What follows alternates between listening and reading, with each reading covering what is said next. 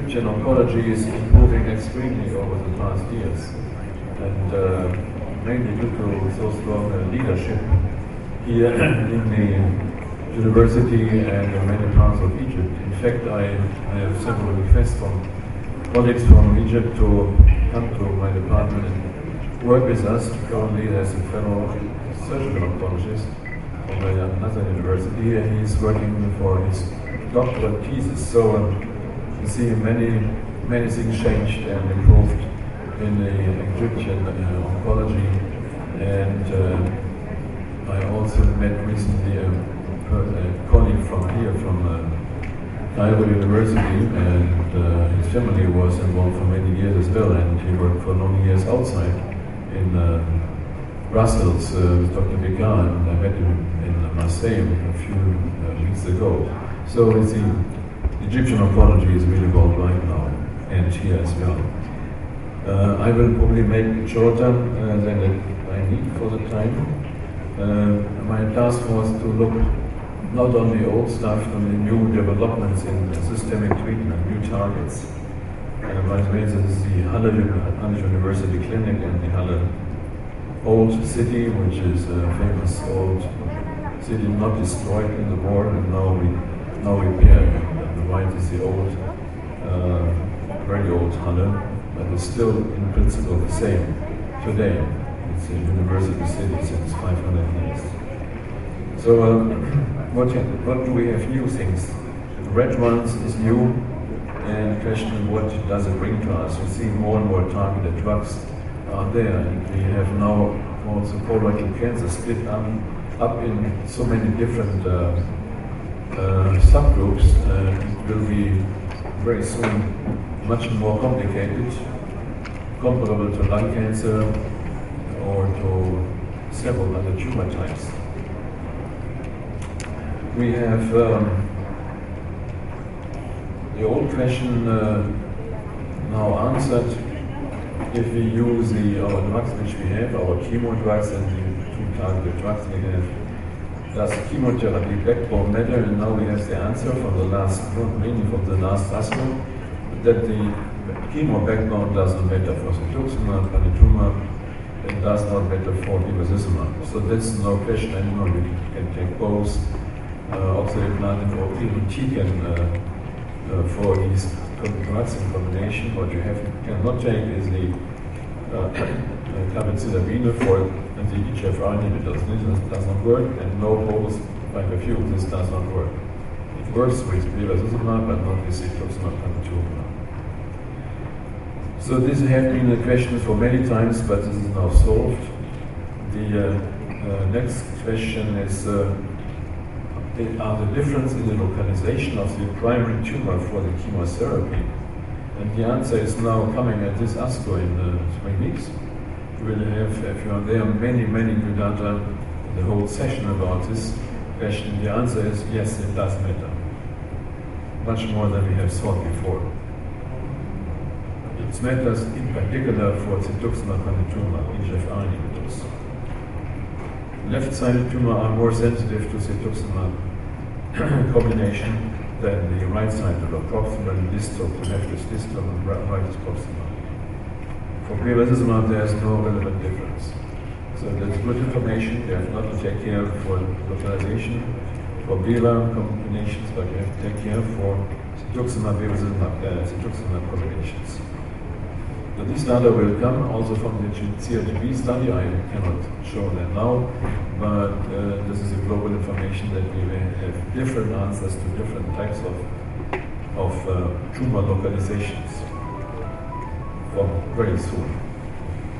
Why is this the case? If you look on the distal and proximal colon cancers, in the molecular terms and pathological and clinical features, these are the molecular features, there are major differences. See, white is the right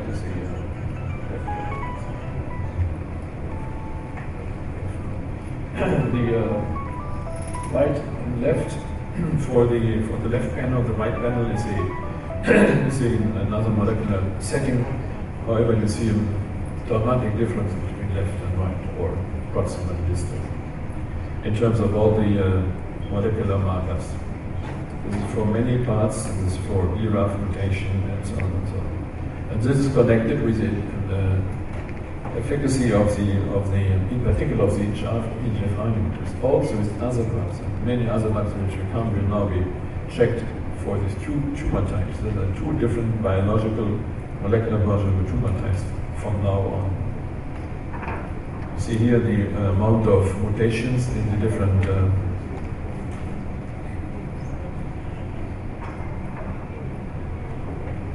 the amount of mutations. This is the EGFR up-regulation, down-regulation is the tumor site. You see left and right, red and blue. And the MSS status, the right instability status, and mismatch with the ERAF mutation is absolutely much more in the left than in the right side, right and the left side. So the whole molecular makeup is different. And therefore, now classifications are done. This is one of the first, based on the left and right side from the Italian publication. This is the distal, and this is the proximal type, hypermutated, hypermutation, ERAF mutated, and the proximal, the right side, and the distal, it's a chromosomal instability, HER2 expression amplification, EGF signaling, Wnt signaling, and lower peptide, and which subtypes from this leads to different types of treatment. There is another, what we see now, another additional information, the ERAF type, on ERAF-like, ERAF-like and non-ERAF-like. It's not ERAF mutation, but it's mainly part of the ERAF mutation signature, but different. So it's not ERAF mutation. And I show at the end the slide where you see how we can use this subgroup for therapeutic decisions. So this is one beginning of the algorithms for all the molecular subtypes, which we have to learn and take into account in the future.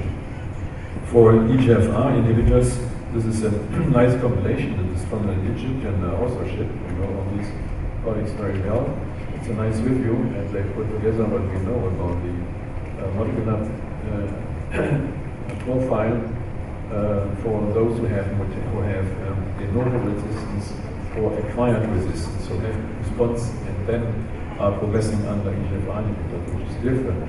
And we have to target all these molecular pathways in the future to if we use cetuximab. And now I show another example where we use cetuximab independent of the RAS mutation, because if we combine cetuximab with another targeted drug, then we overcome the cetuximab resistance, primary resistance as well as secondary resistance. So this is the beginning of a new view on the role of EGFR inhibitors in colorectal cancer. This is not only colorectal cancer, it's also in other tumor types now. So now we are starting to understand that RAS mutation, cetuximab, and wild type, no cetuximab, wild type cetuximab is a very simple archaic view on how we should use drugs. We go now for multi combinations of targeted drugs.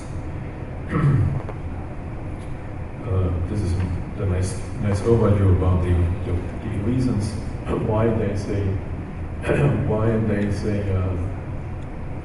mutation and pathway activation, and how we can overcome this. The trials are running, and we see here multiple combinations with targeted drugs in colorectal cancer. It's all colorectal cancer. There's another one, for example, cetuximab neratinib. Neratinib is a HER1, HER2, HER3 inhibitor. It's a triple targeted drug. It's a tyrosine kinase inhibitor, and this in combination with the HER2 with the HER1 inhibitor cetuximab. So now the combinations are running and look very, very successful with cetuximab or panitumumab plus multiple HER or EGF receptor pathway, HER1, HER2, HER3, and even HER4. So for example, HER3 is 73-75% overexpression in colorectal cancer, in particular in distal types. And, and the preclinical data and some clinical data show that there's a high chance for improving the outcome by this combination. So much is going on at this time. This is for many lectures, for many hours of discussion. Another question was, if we have this problem of changing biology under treatment with cetuximab, for example, it could be that the strategy or the use of drugs first line, second line, really does matter. It was not clear and there made contradictory information about this. At the moment we don't care, first line cetuximab, second line bevacizumab, and vice versa. It looks that they are really, it's a really complex problem. However, the trials are running, 3 large trials. This is a French trial, one is in Germany, the Fire 4, and the Spanish group has a trial, and so on. But I doubt that these studies will give any information, because to go to 3 lines in 2 arms, it takes 3 years of median of 3 years to follow what's coming out finally, and all the patients who go in, go out, are lost and change treatment and so on. This will never give information about this, and we have to look more at the experimental data, molecular data in a small patient group, in a very small but important, very academic trials. So for the new drugs we have, this is the final data slides with the VEGF inhibitors or VEGF plus inhibitors, the bevacizumab, aflibercept, ramucirumab, which is now new available in Germany as well. There's no change in outcome. They do all the same, they improve all the same, slightly a little bit. They are different than the toxic with aflibercept, but there's nothing new. So the VEGFR inhibitor today we have are not improving furthermore. This is our status. Nice drugs, well tolerated, improving efficacy in some way, but it's not the way forward in colorectal cancer. What about the further combinations? Is that chemotherapy plus liver, is it a way to overcome the problem? My answer is, personally, impression answer is yes, at the current time.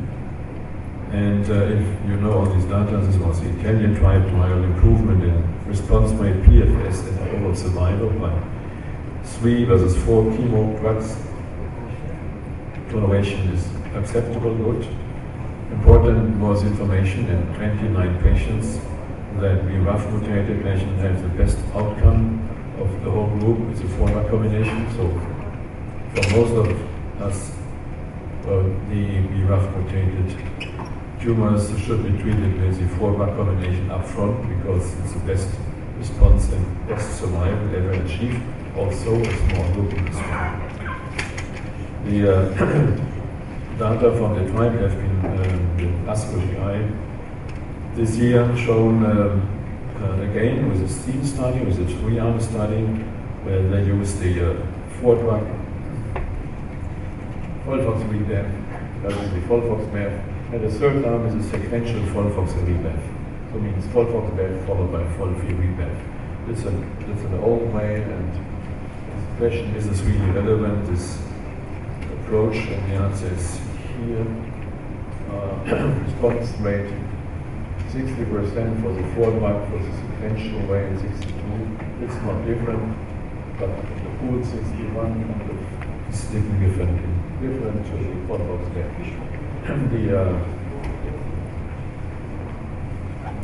The PFS one from the first line treatment is clearly, if you take these both together, or if you take the white one is the 2-drug regimen, and this is sequential, this is the real 4-drug regimen. And you see there's a difference, which is from 11.7 to 9.3, so it's the same range like in the Italian trial. So it's just supporting the data from the Italian trial. In the smaller patient population, they found the same effect of the 4-drug regimen. The liver resection rates indeed have been increased by the 4-drug regimen as well, which is important. So this data have been shown in this Liga trial, 80 patients, dramatic difference in improvement in response rate up to 80, from 60 to 80% response rate, and resection rate and the PFS from 12 to 18 months, just by the four-drug regimen. The third study, the last study of this question, it's done in the ARO from myself. We will show the data at ESMO, not at ASCO, but this is again 250, 40 patients, and it's FOLFOX-Leber plus or minus irinotecan. We'll see whether this will be different, but most important is the molecular work of this. And we have all tumors from these patients. So finally, to the question of chemo, FOLFOXIRI plus cetuximab or panitumumab is the alternative for the wild type or wild type patients. And if you see here these all phase 2 studies with cetuximab in the lower part of panitumumab here, cetuximab FOLFOXIRI, panitumumab FOLFOXIRI. See 80 patients, 40 to 20 to maximum 80 patients, but the response rate is in the same high range, or even a little bit better in these phase 2 studies at least, than for the FOLFOXIRI and bevacizumab. PFS is not dramatically different, but these are phase 2 studies. We will see, but this is also promising. Also, it's more toxic than the bevacizumab combinations. So we'll see what does bring. However, a response rate in a mixed patient population of 80% objective RECIST responses. This is high, and the best what we had read before. And my perspective is that this should be our first-line treatment for most patients, and not doublets or triplets. And it's not more expensive than the doublets or triplets. What is new? The TAS-102 or trifluidine ticagrelor is a new drug which is now coming out from the United States. It's registered, it comes to Europe in a few weeks, hopefully also to Egypt. Why? This is a beta 5-FU. It's not degraded because there's a ticagrelor inhibiting degradation. It's going into the DNA, not in the RNA, which is important because the toxicity is much better. It's only integrated in DNA, not in RNA, and therefore we do not have the diarrhea and skin toxicity, which is part of the typical side effects of 5-FU and 5-FU analoga. So it's well tolerated. The only toxicity is bone marrow toxicity. Leukocytes, but this is can be overcome by GCSF and by dose reduction. So it's an excellent drug in terms of tolerability, and efficacy is the same like regorafenib in last line treatment, third and fourth and fifth line patients. The overall survival is improved like regorafenib, but it's much less toxic than regorafenib. So it will be the favorite drug for last line treatment. Probably regorafenib will not be used anymore, or will be used then after the TAS-102. The name is Lonsurf, if you look at the internet.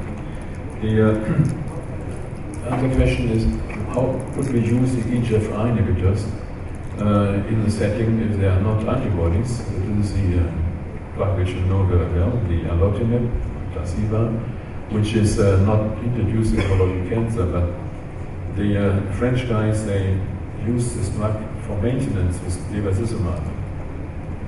Chemotherapy followed by bever maintenance plus or minus alotinib. And this new study was surprising. The PFS was significantly improved, only by a median of 3.5 to 4 months of addition of alotinib of Tarceva to the maintenance. Was well tolerated. The question is why this is the case, and even the survival was significantly improved. So by adding alotinib to the survival, it was done one study, but a large study, improves the outcome. For me, this is a signal that we can look at the maintenance phase to investigate drugs in addition to standard, without changing the induction phase. But this is a scenario now for looking on the new treatments. The question, should we use alotinib? The answer is no, it's not registered for colon. carcinoma, so we cannot use it in a private patient setting. But consider why not adding this to the maintenance, liver 5-FU maintenance, if it's so strong additive in a large study. Will another study be done? Answer is no. Company will not do another study, so therefore we will not have a second information. But this shows that we are surprising, we can achieve surprising results if we did not expect it. This is independent of RAS mutation. All patients have the same effect, independent of RAS wild type or not. So it's another hint that we have to use our target drugs more different ways, more different combinations. Why the study was done? It was based on molecular investigations in immune mice and xenografts. It showed that there is synergistic efficacy independent of RAS wild type. The next target, which you'll find extremely interesting, it's a rare target. This is the HER2 expression or overexpression. This is the first study which has been presented finally this year, a few weeks ago in Labs and Oncology from the Italian group. In KRAS wild type patients, this HER2 overexpression, the Heracles trial. It was, they had to screen 928 patients to find 23 patients who have HER2 overexpression. So it's a rare event. It's about 5%, 4%, 6% of the wild type, and 1 or 2% of the RAS mutated patients. But these patients have been heavily pretreated, 5 lines median, 2 to 8 lines range. And you see on the right side the response rate. Its objective response RECIST is 32% for last line treatment in such heavily treated patients. Very high, and the progression-free survival is 5.5 months. Very high. If you compare this with regorafenib and class 1 or 2, same patient population. Dramatic response, dramatic outcome. This is the updated curves. This is the HER2 overexpression 2 or 3, or the amplification. So it's clear that more overexpression, more amplification is better for the efficacy of the targeted drug. The targeted drug combination was, I have to go back, I forgot to say, was trastuzumab plus lapatinib. You know this from breast cancer, both are targeting HER2. Lapatinib is targeting HER1 in addition. And we don't know what is the contribution of this dual inhibition, but this chemo-free treatment, last line treatment was highly effective. If we look then on this all data we have available with HER2 directed treatment, this is the including the last information from last year's ASCO. We have new data about this year. And this is the basket trial where our patients with colorectal cancer could be included, treated with, if they have HER2 expression. This is the trastuzumab plus pertuzumab. So not lapatinib, like in the Italian trial, trastuzumab plus lapatinib, this is trastuzumab plus pertuzumab like breast cancer. See, the overexpression was 3 here in this, the basket trial from the National Cancer Institute American trial. And previous slides again, 2 to 8 here. Oh, sorry, the Italian was 2 to 11. So it's same highly treated patient population. 13 patients very early, but 38 PR, 5 of it is certain. And if you take the stabilization as well, it's 76%. In these highly treated patients, it's a high amount of efficacy. The median response duration was here shorter, is 3.4 months. In the Italian was 9.5 months. Median PFS not is the same, 5 to 6 months. So this is the same effect in general. The old studies are not so good because they have been used with chemotherapy, but only one HER2 inhibitor, trastuzumab, and not a dual inhibitor. So dual inhibition seems to be the key, and chemo-free targeted treatment seems to be highly effective. Is this now the standard? My answer would be yes. If I would have a patient with a 2 overexpression, he should get this treatment, at least one or both, the dual inhibition. And this is also part of the ongoing module trial, which introduces cohort now for the 2 overexpression, trastuzumab plus pertuzumab against the standard maintenance 5-FU to see whether this works or how it works in early, in untreated or in minimally treated patients. This was last time, this is now first time. We will see what comes out of this, and the question again, if you would be the patient, you have a patient, should you give him this combination? And my answer would be yes, in the refractory situation, absolutely. And the question is what about the first line, second line situation? So then finally some other targets like the BRAF mutation. There have been last year ASCO these data, and they will be updated in some other trials as well. Again, the chemo-free combination with dabrafenib plus trametinib itself is not very effective, it is effective, but not very. But the combination is looking on the inhibition of the pathway of BRAF, inhibition of MEK now is not only BRAF inhibition, but also MEK inhibition to overcome the cell-rich pathway. And the triplet, you see here, plus cetuximab. Now we see cetuximab independent of RAS mutation. Increases its efficacy strongly. So a triple inhibition of the EGFR RAS BRAF pathway is highly effective in refractory last line treatment with a response rate of 26% in 35 patients. So this is the way to go, chemo-free targeted combination. This will go to first line. Studies are ongoing, first line randomized study, and second line randomized studies. So I probably have to really shortly, now I will very shortly come to the immunotherapy. I can show them that this is the toll-like receptor 9 agonist, a study which I have done from Mollogen MGN1703 in first line treatment, maintenance phase after response to the chemotherapy, maintenance versus no maintenance at all. This is a well-tolerated immunoinducer, you can call this immunoinducer. And the outcome response, the outcome is the PFS is indeed better, also very marginal. The PFS primary endpoint from start of maintenance. It's not very dramatic effect, but the effect, you see here some differences always in overall survival as well. This led to this ongoing study in 500 patients in Europe, where patients get any standard treatment plus or minus the MGN, the immune stimulator, in maintenance and also for reinduction. So this is an interesting study. I think it's not so strong that we should expect major results. Much better might be the checkpoint inhibitors. These are early data with the anti-CTLA-4.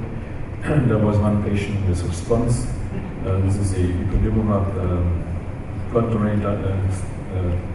I was the principal investigator of the colon study, which followed here, but it was stopped due to these early, not very good data, but we did not understand at this time the MSI and MSS questions. The atezolizumab, there's one response in the phase 1 study, and the nivolumab, the one response in 20 patients with CRC. So these are the early data. And the keynote study was more clear about which patient responded or not. This is published in the American Journal. 26 patients with colorectal cancer, and this is the responses, and all of them have been mismatch repair deficient. This was a key information that MSI status is important for response or effect of checkpoint inhibitors, there was no effect.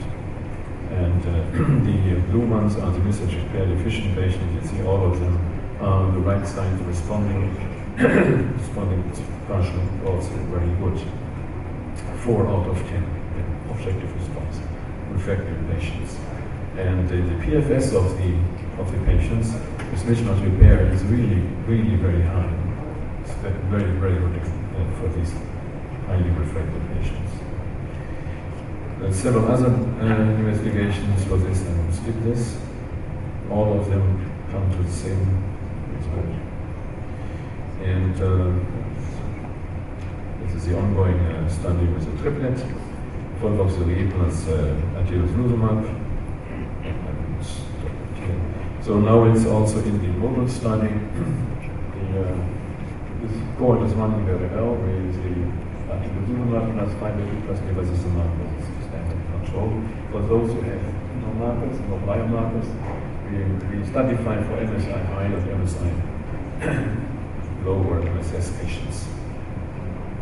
The study is doing well, and next year we will have the data from this first line treatment of this checkpoint inhibitors in combination.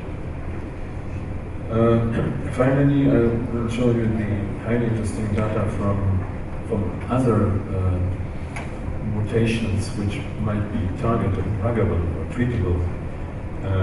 This is one patient, published in Alice Oncology, with NGS analysis of his tumor, and several mutations of overexpression came out. One is AP1 overexpression, which is closely related to the Wnt pathway, which is part of the carcinogenesis of colon cancer, and key mutation, obviously, for many colorectal tumors. So there's always a PFP-CCA mutation. From APC frameshift mutation, phosphorus overexpression, which is also related to the AP1 overexpression. And they looked on a drug which can work in this, and this is the angiotensin receptor antagonist, irbesartan. So not losartan, it's irbesartan. And we know whether losartan would be the same. But it's inhibiting phosphandin on the transcription and protein level, and AP1 also is indirectly inhibited by the irbesartan. And this is a patient with a good response. Dramatic response to this angiotensin inhibitor. Very surprising, but logical. I think because of the time, you should just finish in 5 minutes. Okay, last slide. The algorithm finally for treatment of colorectal cancer is more and more complicated. These are the current stages for those who have drugs available. We have several last line and second line, third line options now, and it will be more complicated in 1 year from now.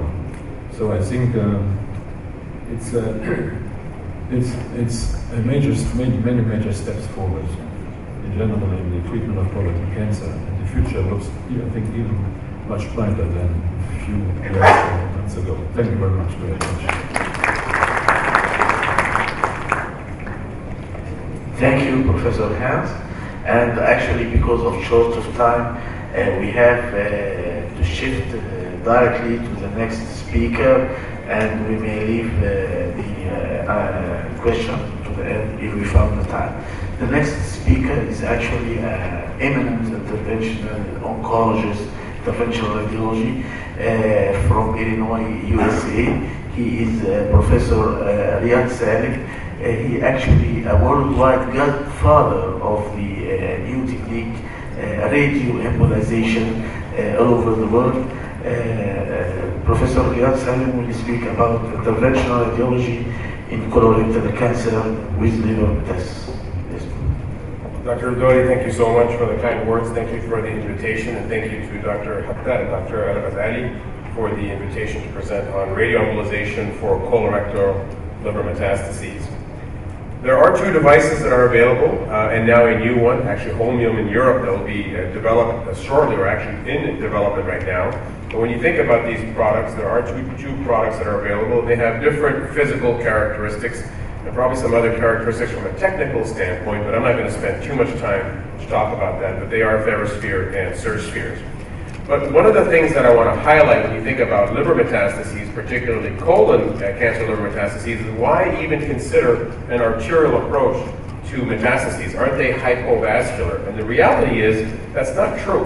Liver metastases are not hypovascular. They are hypervascular. They are just not as vascular as we're used to seeing with HCC that we'll talk about later on today, or neuroendocrine. But here is a CT scan of a patient that is on the table, in the angiography table, with a catheter in the artery.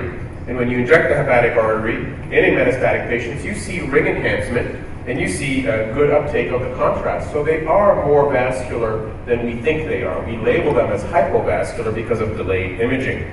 And so if you look at this patient that was treated, 1 month later we have an excellent response.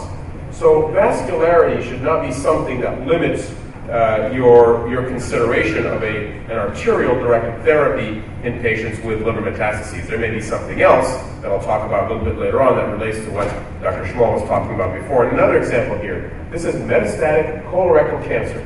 This is not neuroendocrine or melanoma or HCC, so they are hypervascular. Let's look at data and what we know so far. So one of the first series came from Andy Kennedy, 208 patients or so, multiple series, multiple institutions that sort of pooled their data together. The first one to really show sort of the safety of applying Y90 in a large patient population, and about a 35% partial response rate. Now this is back in the early 2000s. We didn't have all of these agents that now exist, with a very high PET response rate. You see here on the left, the uptake on PET, as you can see the liver. I don't think there's a good, oh, I guess you can't do it with the mouse. Here we go. You can see the uptake here, and you can see complete response by PET. So when colon cancer is what you're talking about, PET response in Y90 is something you should be thinking about. We had our first small series in 2009, 72 patients. But one of the things that we shied away from a long time ago when we talked about colon cancer, particularly with Y90, is the term lines of chemotherapy. For us, I don't know how you get 5, 6, 7, 8, 10 lines when there are really sort of the biologics and the cytostatics and the cytotoxics. So what we've done when we display our colorectal data is we look at the agents, the active agents, 5-FU, oxali, and CPT, and then all of the biologics and the targeted agents, which now have increased significantly since 2009, as you heard Dr. Schmall talking about it. So back then, in the mid-2000s, our median survival from Y90 is about 14 or 15 months because, again, of the limited number of agents that were available to treat our patients. Another example of a CT scan, pre and post, good response. The lesions are hypervascular, but in some cases, the lesions will not get smaller, and you will get necrosis and lack of enhancement, which is what you have here. Hypervascular lesions, necrosis, lack of enhancement, and this correlates, as everybody knows, to a good response by PET scan, which is what we have here, pre-PET, post-PET. So this is something that we are now looking for. Another example here of a patient, very elderly patient, really not a good candidate for anything, but a good response in this solitary lesion. This patient was in his 80s with a normalization of CEA after response and a complete response by PET scan. So very, very important. Now there are some times when you can combine the therapy.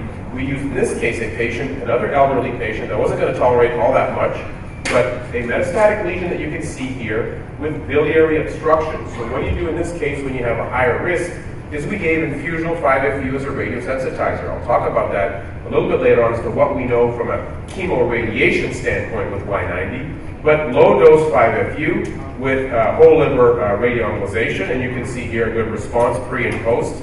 You can see on the right-hand side of your slide, smaller lesion, but notice how the biliary obstruction has now relaxed.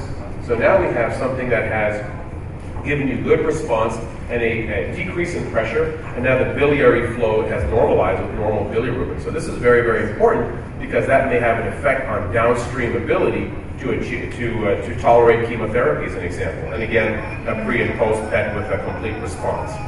Now, one of the things that's interesting, you have a lot of prominent surgeons in the audience, and I will talk about that later on in the HCC session, but the idea of trying to hypertrophy a future liver remnant, if you want to operate on somebody with colorectal cancer, is there something you can do that is an alternate to, say, portal vein embolization? And what we have developed, and again, I'll talk about that in the HCC session, is the concept of radiation lobectomy. Radiation lobectomy is to treat sort of the right side of the lesion here with Y90. You are treating the lesion, so you're getting a response. you are embedding a biologic test of time, and you are hypertrophying the future liver remnant. And that's what we had here in pre, you can see here, pre, post. Look at how large that future liver remnant now is. And now we have a patient that has undergone hypertrophy of the future liver remnant from this to this size, and now has undergone a trisegmentectomy. So a colon cancer patient that did not respond to portal vein embolization, that we have now been able to convert to surgery using a novel approach. Not only portal vein embolization, but something else. The other thing I wanted to highlight here, something that we have been working on, is the following concept. Now we know in the oncology sort of paradigm is when you progress on a certain regimen of drugs, oxali, etc., you don't normally go back to that agent because you're now resistant to that agent. One of the things that we have seen anecdotally is we appear to be able to reset response to a chemotherapeutic agent that you have progressed on. So this is interesting because, as you know, you only have a limited number of drugs you can apply. So what if you have a patient such as this that has progressed on FOLFOX, and you apply radioembolization, which is what we've done, and then restart on FOLFOX, and then achieve a response. So progressing on FOLFOX, and now responding to FOLFOX after you implement radioembolization. This is of interest because this is an alternate paradigm when you think about oncology management and the use of certain drugs. So very, very interesting that maybe you can reset response to an agent by applying radioembolization. That's something that we are now studying. Is there randomized data? We're working on that. There's certainly some data I'm going to talk about. This is a small study from the Hemlis group randomizing salvage patients to receive 5-FU or Y90 plus 5-FU, again as a radiosensitizer, etc. And they were able to show that indeed, when you apply radioembolization, you are going to get a response in the liver that the chemotherapy alone arm is not going to get. So here, clearly, small study in the 20s, but clearly able to show that you get a liver effect. Now, what that has as a downstream effect on survival is something that we are thinking about and studying, but clearly you have an effect here that you can see. Let's keep looking at the data and expand on what we know. We then expanded into a 214 patient cohort, which you can see here. Again, displaying the data simplistically, which is the cytotoxics and the cytostatics. This way, you don't have to talk about 7, 8, or 9, or 10 lines of chemotherapy because I think there's a lot of subjectivity in terms of how you define that. And I'm sorry for this slide. The only reason for this slide here is to show that as time has gone on, as more chemotherapeutics have been developed, we are getting patients for Y90 later and later, and as a result, the outcome is worse and worse. Now that's again because of delayed treatment bias or early treatment bias that we had early on. So it depends on how you look at the data, but this is the reality that the colorectal cancer chemotherapy field is so dynamic that again, we are getting patients later and later. There are 2 large studies now, phase 2 type studies that looked at Y90. The first one is ours here with 531 patients. The usual patient characteristics that you might identify. But we did this study to ensure that the data were reproducible. One of the criticisms of Y90 in the mid-2000s is the reproducibility. And now clearly worldwide, this has been reproduced, including in Egypt now, where there are clearly expert hands that are doing radioembolization. And again, notice now that the data is now different than before. We have our cytotoxics that you can see here, but now we have new biologics, the panitumumab, the regorafenib, all of these new agents now. So again, the patient population continues to shift into one that is more and more salvage because of the agents that are now available. 120 gray is what we use for the glass microspheres, able to reproduce that from center. And notice again now that our survival continues to go down. We're now at 9.6 months from treatment. So again, as time goes on, more patients are exposed to more and more drug, and we are getting the Y90 later and later because again, we're trying to generate data earlier. And so this is the struggle that we have. That may be an interesting discussion during the panel when we talk with the surgeons and the medical oncologists. The second large study is from Andy Kennedy, 630 plus patients, the Moore study. The usual characteristics, 8 or 9 or 10 centers, looking at their data, etc. Usual characteristics, but again, notice that we have a lot of patients with extrahepatic metastases. This is one of the very important confounding effects on survival that we will discuss a little bit later on when we talk about surflox in terms of what that is doing and whether we should be targeting liver-only patients, which means we are hyper-selecting patients, or is there a patient population that has limited amount of extrahepatic disease where local regional therapy makes sense, such as cytoreductive type therapy. So again, this patient population has a lot of lines, more than 4 lines, et cetera, as they define it, 50%, et cetera. So this is very important with whole liver treatment sessions and lobar treatments that are done per usual practice, as you might see. But again, notice in this KM curve that the more agents you've been exposed to, the lower the survival. So again, early treatment bias 10 years ago, and now we have late treatment bias. If you look at the overall survival, it's not necessarily that different. So again, more areas of discussion when we talk during the panel. There are prospective IDEs that are going on. The first prospective IDE is the one we completed at Northwestern. Al Benson was the first author of this paper. But again, we were able to identify that if you properly select colorectal cancer patients, you can still get, in the salvage setting, 10 to 12 months median survival. And this is a pretty good survival when you look at the sort of the salvage chemotherapeutic drugs that are being used right now. One of the limitations of radioembolization is the perception that it takes a lot of time. You have to do a diagnostic angiogram, order the vials, etc. And one of the things that we are now working on, have developed, is the same-day concept. And so in about 50% of our patients, we are able to do the angiogram, the nuclear medicine study, and the treatment in one setting. This is very important because in many places that delay is 3, 4, 5, 6 weeks, which, as you know, patients are progressing on certain agents. You really cannot wait all that long. And so this is something that we have developed, and in fact a new paper has just been accepted yesterday on 80 patients, showing that the lab time, the interventional radiology lab time, so this is important for Dr. Dori and Dr. Hetta, is about 2.5 hours, which is a respectable amount of time for a complex procedure. This is not a 5 or 6 hour procedure if you do it all at once. So about 2 to 2.5 hours is the approximate timeline for this concept. What about chemoradiation? This is obviously something that is a backbone to radiation oncology, and what can we do in interventional radiology and radioembolization? And we did this years ago, another clinical trial published in the Red Journal of using Xeloda, capecitabine, and Y90. Xeloda, of course, has the radiosensitizer, and whole liver Y90. And we were able to treat a 17-patient cohort and reach, 15-patient cohort, and reach 170 gray whole liver treatment without reaching the MTD.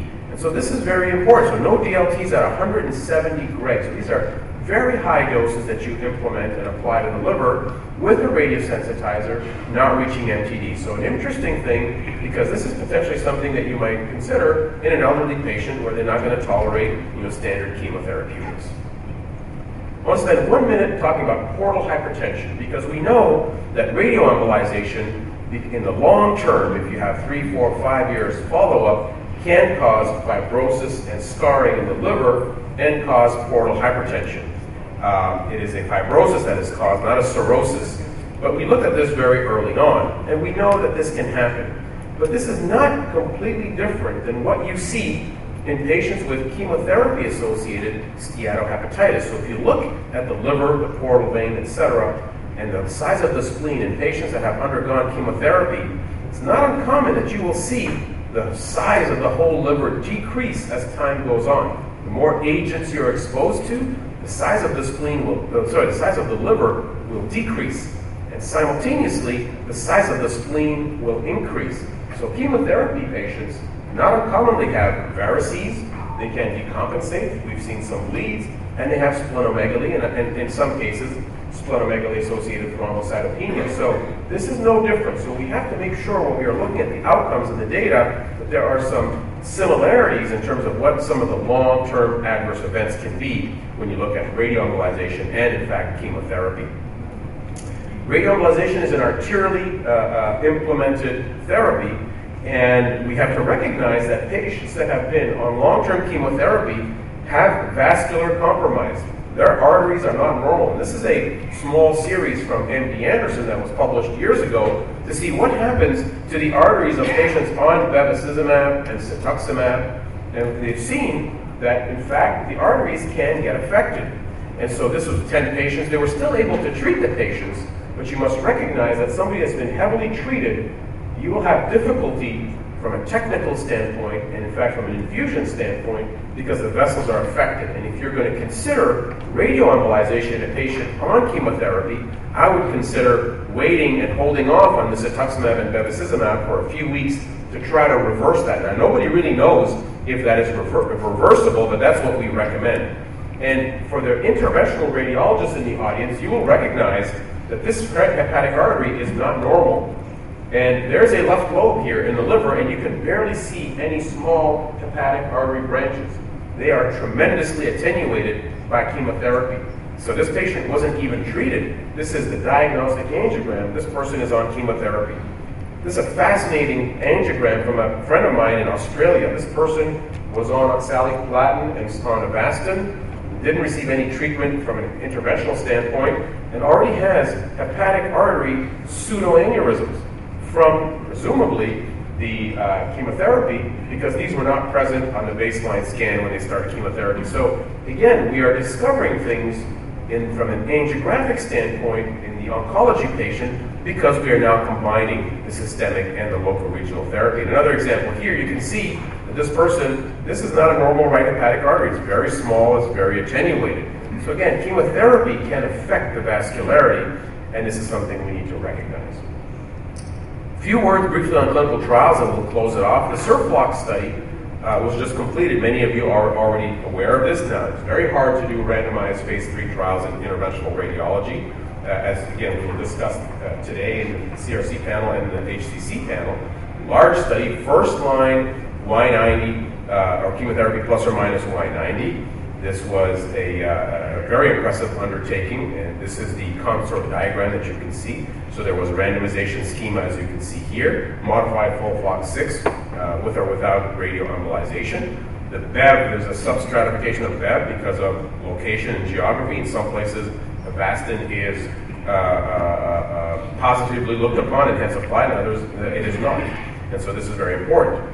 Baseline, so this is intention to treat analysis. As you know, this is a randomized trial, so ITT analysis, as you might imagine. Here's the baseline characteristics, but notice the idea here is that you are implanting a local regional therapy in a patient population that has some extrahepatic metastases. So you're trying to affect the liver, but there's already some extrahepatic metastases. And what that translates to is no difference in overall PFS. Again, probably because of the presence of the extrahepatic metastases. And maybe that's not entirely surprising. PFS is the primary endpoint here. So now they are following this for overall survival and combining with other data. So this is critical to recognize. But if you look at the PFS in the liver only, so liver-only PFS, it was significant. There's clearly a 9-month difference in PFS when you look at the arm that got the Y90 and the chemotherapy versus chemotherapy alone. So again, supporting prior evidence and prior data that we had that applying this therapy in the liver has an effect, has a partial response rate of 20 to 40%, depending on where you get treated, but it clearly has a very dramatic PFS now. Will that translate to an overall survival endpoint? Again, probably important for us to discuss that during the panel discussion. Our site, we have an EPOC trial that we're doing at our center to try to study Y90 in the second-line setting. In my opinion, Y90 is best suited in the second-line setting. First line, to me, is very complicated because of post-progression therapies that sometimes are hard to control. There is portal hypertension, and so the patients will have some added fibrosis and scarring if they're alive 3, 4, 5 years later. So I think the second line setting with a PFS endpoint I think is very good. That's what we have. We're about halfway through the enrollment, 350 patients of first line treatment, dealer's choice, whatever you want, or FOLFOX, FOLFIRI, and then you're going to switch anyway, so then whatever that agent is, plus or minus radioembolization. The idea is to apply the radioembolization before the second line treatment so that you can mitigate the issues with the arterial vascularity that clearly happen when you've been on chronic chemotherapy. So the EPOC clinical trial, Mary Mulcahy from Northwestern and Ricky Sharma from Oxford are the PIs of this clinical trial. So where do we stand in closing when you think about radioembolization? Well, you know, we have this diagram that we created, first line, second line, third line. Response rate's very high in first line, and survival is now up to 30 months. Second line response rate, 20% or so, and then it decreases. And so, to me, radioembolization sort of fits nicely here in the second to third line setting, depending on the patient population. I think it's a good consideration when people need a chemotherapy holiday and they have liver-only disease. So these are the sort of things that we think about. And again, the response rate is between 20 and 40%, depending on where you apply this kind of therapy, and median survival, 8 to 13 months or so, again, depending on how early or late this kind of application is. But again, there's some bias here because of early or late treatment bias. So to conclude, what do we know with Y90 and colon metastases? We have a lot of phase 1 data and phase 2 data. The population is distinctly different than the hepatoma population that we'll talk about this afternoon. You don't have portal vein thrombosis, you don't really have cirrhosis, but I would tell you as an interventional radiologist and for my colleagues in IR that when you think about the technical adverse events and difficulties you may have catheterizing small vessels, etc., they will mostly happen in the colon cancer population because of very small and injured vessels.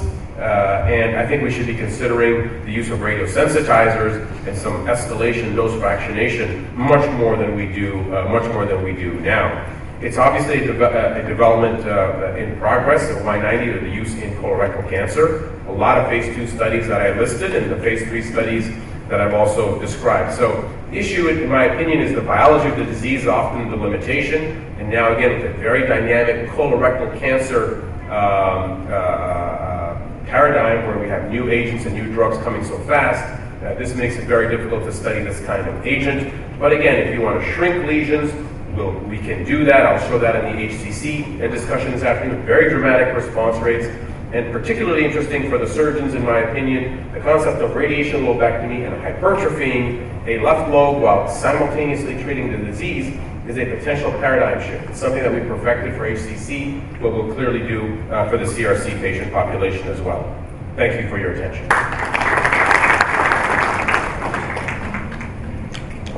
Yeah, thank you very much. But just as one comment or a question. Sure.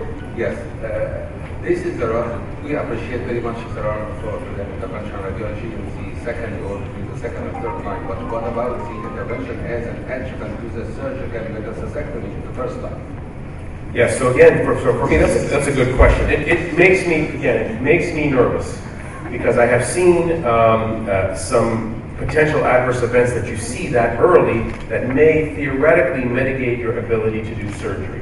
So I do think it still needs to be studied. Certainly in the HCC paradigm, if you're going to be here this afternoon, I'm going to show you some very interesting prospects, because one of the things that I think Y90 can do is convert many people to surgery that would be inoperable primarily, but more in the HCC patient population than the CRC patient population. And of course, in a place like Egypt, this is supremely relevant. Thank you.